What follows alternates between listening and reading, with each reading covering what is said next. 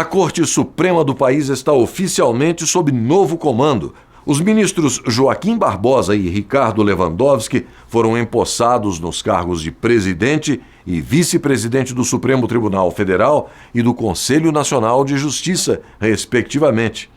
A cerimônia foi realizada no plenário do STF e foi prestigiada pela Ordem dos Advogados do Brasil. A cerimônia foi conduzida pelo ministro com mais tempo na corte, Celso de Mello, responsável por dar posse aos novos presidente e vice do Supremo Tribunal Federal e do Conselho Nacional de Justiça. Prometo bem e fielmente cumprir os deveres do cargo de presidente do Supremo Tribunal Federal e do Conselho Nacional de Justiça. Prometo bem e fielmente cumprir os deveres do cargo de vice-presidente do Supremo Tribunal Federal e do Conselho Nacional de Justiça, em conformidade com a Constituição e as leis da República.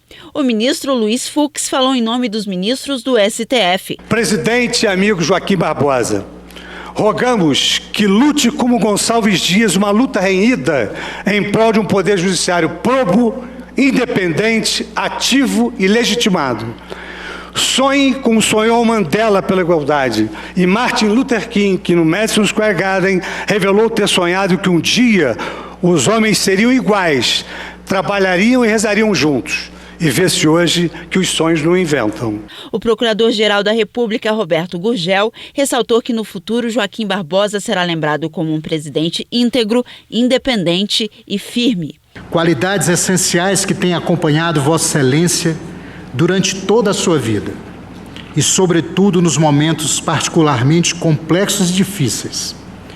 Naqueles momentos que somente a têmpora forjada no enfrentamento das pedras encontradas no meio do caminho permite superar.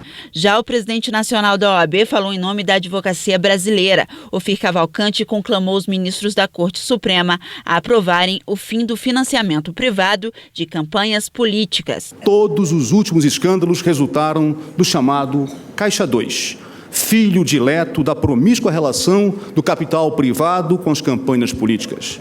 Apenas para lembrar, repousa nesta Corte a ação direta de inconstitucionalidade número 4650, proposta pela Ordem dos Advogados do Brasil para retirar do ordenamento eleitoral o financiamento das empresas privadas às campanhas dos candidatos.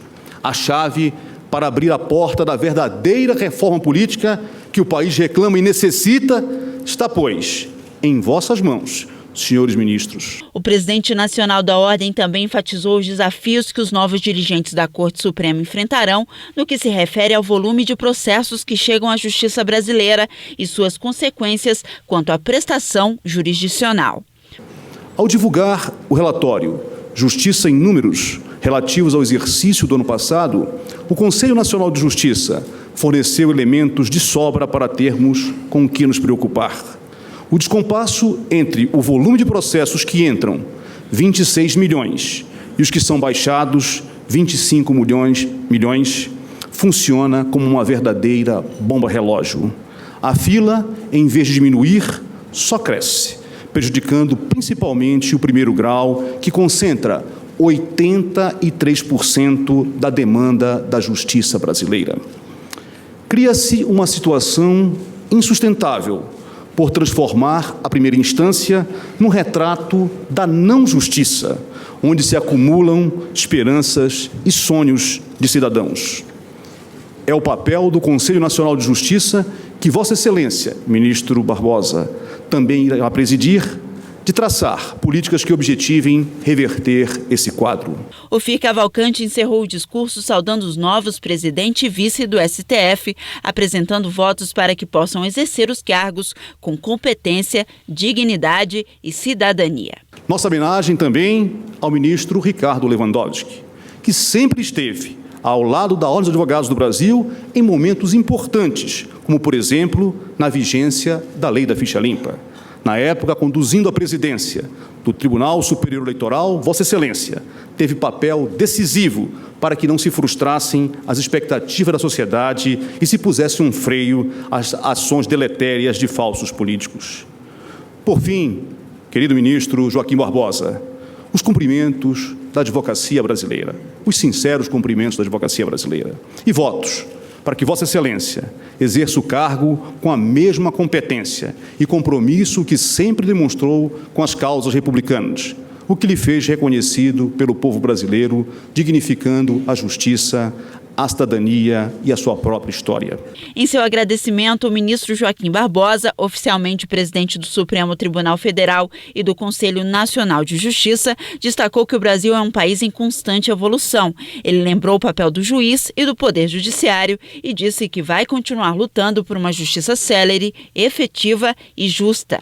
A justiça por si só e só para si não existe. Só existe na forma e na medida em que os homens a querem e a concebem. A justiça é humana, é histórica. Não há justiça sem leis, nem sem cultura. A justiça é elemento íncito ao convívio social. Daí porque a noção de justiça é indissociável da noção de igualdade. Vale dizer, a igualdade material de direitos, sejam eles direitos juridicamente estabelecidos ou direitos moralmente exigidos. Os discursos, ora proferidos, que honram o Poder Judiciário da nação, integrarão a história e os anais do Supremo Tribunal Federal. Agradeço a honrosa presença de todos.